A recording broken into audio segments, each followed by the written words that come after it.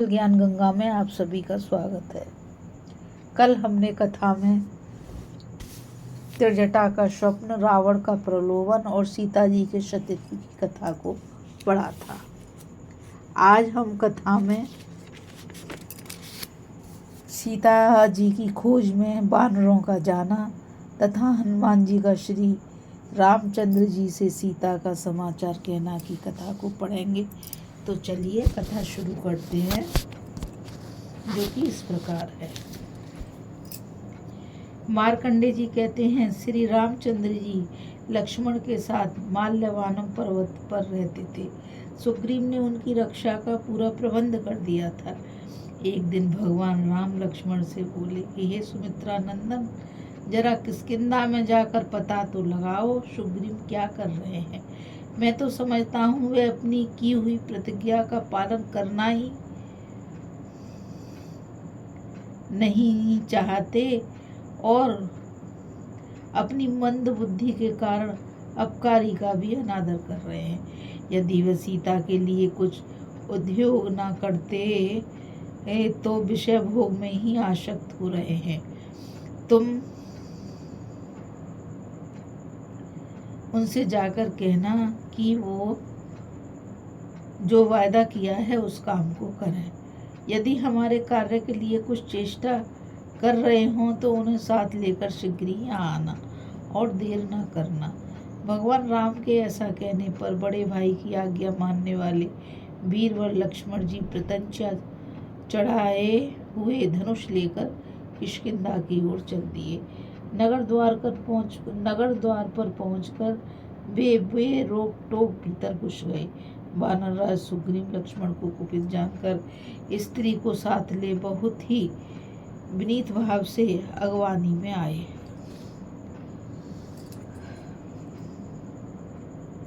उन्होंने लक्ष्मण जी का पूजन और सत्कार किया। इससे लक्ष्मण जी प्रसन्न हुए और निर्भय होकर श्री रामचंद्र जी का आदेश सुनाने लगे। सब सुन लेने पर सुग्रीव ने हाथ जोड़कर कहा, लक्ष्मण, मेरी बुद्धि खोटी नहीं है। मैं कृतघ्न और निर्दयी भी नहीं हूँ। सीता की खोज के लिए जो यत्न मैंने किया है उसे ध्यान देकर सुनिए। सब दिशाओं में सुशिक्षित वानर भेजे जाएंगे। उनके लौटने का समय भी नियत कर दिया गया है। कोई भी 1 महीने से अधिक समय नहीं लगा सकता। उन्हें आज्ञा दी गई है कि वे इस पृथ्वी पर घूम घूम कर प्रत्येक पहाड़, जंगल, समुद्र, गांव, नगर, घर, प्रत्येक घर में जाकर सीता की खोज करें। 5 रात में उनके लौटने का समय पूरा हो जाएगा। इसके बाद आप श्री रामचंद्र जी के साथ बहुत ही प्रिय समाचार सुनेंगे। सुग्रीव की बात सुनकर लक्ष्मण जी बहुत प्रसन्न हुए।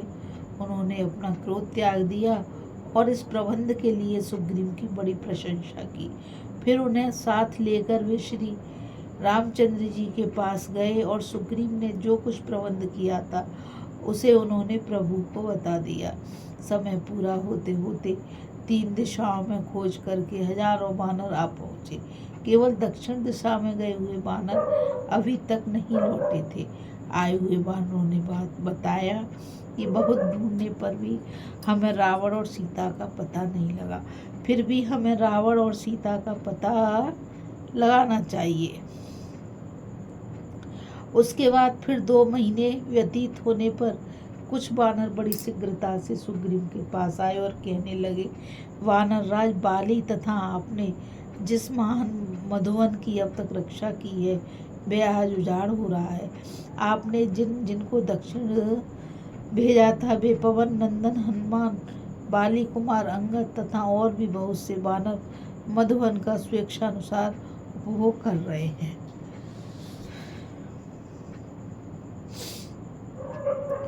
उनकी धृष्टता का समाचार सुनकर सुग्रीव समझ गए कि उन्होंने अपना काम पूरा कर लिया है, क्योंकि ऐसी चेष्टा वे ही भृत्य कर सकते हैं जो स्वामी का कार्य सिद्ध करके आए हूँ। ऐसा सोचकर बुद्धिमान सुग्रीव ने श्री रामचंद्र जी के पास जाकर यह समाचार कह सुनाया। श्री रामचंद्र जी ने भी यही अनुमान किया कि अब वानरों ने अवश्य ही सीता का दर्शन किया होगा।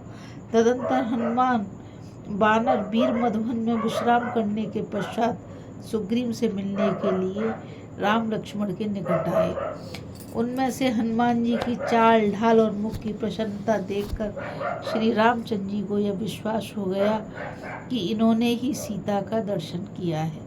हनुमान आदि ने वहां आकर श्री राम, सुग्रीव तथा लक्ष्मण को प्रणाम किया। फिर राम के पूछने पर हनुमान जी ने कहा, राम जी, प्रभु, मैं आपको बहुत प्रिय समाचार सुनाता हूँ। मैंने माँ जानकी जी का दर्शन किया है। पहले हम सब लोग यहाँ से दक्षिण दिशा में जाकर पर्वत वन और गुफाओं में ढूंढते ढूंढते थक गए थे। इतने में एक बहुत बड़ी गुफा दिखाई पड़ी। वह अनेकों योजन लंबी चौड़ी थी। भीतर कुछ दूर तक अंधेरा सा घने जंगल थे और उसमें बहुत से जानवर रहते थे। बहुत दूर तक मार्ग तय करने के बाद सूर्य का प्रकाश देखने में आया। वहाँ एक बहुत सुंदर दिव्य भवन बना हुआ था। वह मैं दानव का निवास स्थान बताया जाता है। उसमें प्रभावती नाम की एक तपस्विनी तप कर रही थी।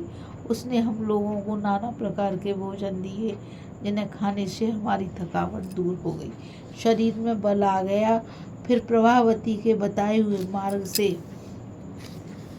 हम लोग जो ही गुफा से बाहर निकले, त्यों ही देखते हैं कि हम लवण समुद्र के निकट पहुंच गए हैं और सरलह, मलय तथा दर्दुर नामक पर्वत हमारे सामने है। फिर हम सब लोग मलय पर्वत पर चढ़ गए।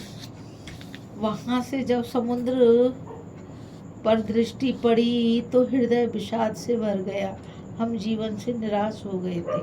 भयंकर जल जंतुओं से भरा हुआ वह सैकड़ों योजन बड़ा महासागर कैसे पार किया जाएगा, यह सोचकर हमें बड़ा दुख हुआ। अंत में अनशन करके, प्राण त्याग देने का निश्चय करके हम सब लोग वहां बैठ गए, आपस में बातचीत करने लगे। बीच में जटायु का प्रसंग छिड़ गया। उसे सुनकर एक पर्वत शिखर के समान विशालकाय घोर रूपधारी भयंकर पक्षी हमारे सामने प्रकट हुआ। देखने से जान पड़ता था मानो दूसरे गरुड़ों राज हों। उसने हम लोगों के पास आकर पूछा, कौन जटायु की बात कर रहा है? मैं उसका बड़ा भाई हूँ। भाई, मेरा नाम संपाति है। मुझे अपने भाई को देखे हुए बहुत दिन हो गए, अतः उसके संबंध में मैं जानना चाहता हूँ। तब हमने जटायु की मृत्यु और आपके संकट का समाचार संक्षेप से सुना दिया। यह अप्रिय समाचार सुनकर उन्हें बड़ा कष्ट हुआ और फिर वो पूछने लगे, राम कौन है? सीता कैसे हरी गई? और जटायु की मृत्यु किस प्रकार हुई? उनके इसके उत्तर में हमने आपका परिचय, आप पर सीता हरण और जटायु मरण आदि संकटों का आना तथा अपने अनशन का कारण है, यह सब कुछ विस्तार से उनको बताया। यह सुनकर उन्होंने हम लोगों को उपवास करने से रोककर कहा, रावण को मैं जानता हूँ, उसकी महापुरी लंका भी मेरी देखी हुई है। वह समुद्र के उस पार त्रिकुटगिरी की कंदरा में बसी हुई है। विदेह कुमारी सीता वहीं होंगी, इसमें तनिक भी विचार करने की आवश्यकता नहीं है। उनकी बात सुनकर हम लोग तुरंत उठे और समुद्र के पार करने के विषय में सलाह करने लगे।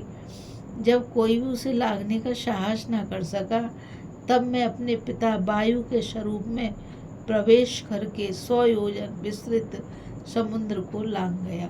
बोलो श्री बजरंगबली की जय। समुद्र के जल में एक राक्षसी थी। जाते समय उसे भी मार डाला।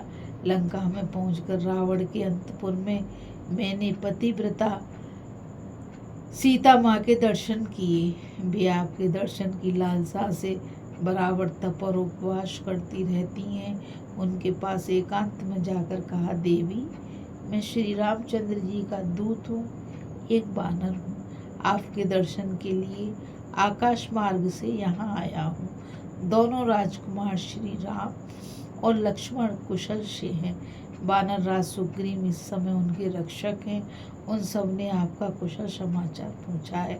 आप थोड़े ही दिनों में वानरों की सेना के साथ अपने स्वामी के पास जाएंगी। आप मेरी बातों पर विश्वास कीजिए, मैं राक्षस नहीं हूँ। सीता माँ थोड़ी देर तक तो विचार करके बोली, अविंध्य के कथानुसार मैं समझती हूँ तुम हनुमान हो। उसने तुम्हारे जैसे मंत्रियों से युक्त सुग्रीव का भी परिचय दिया है।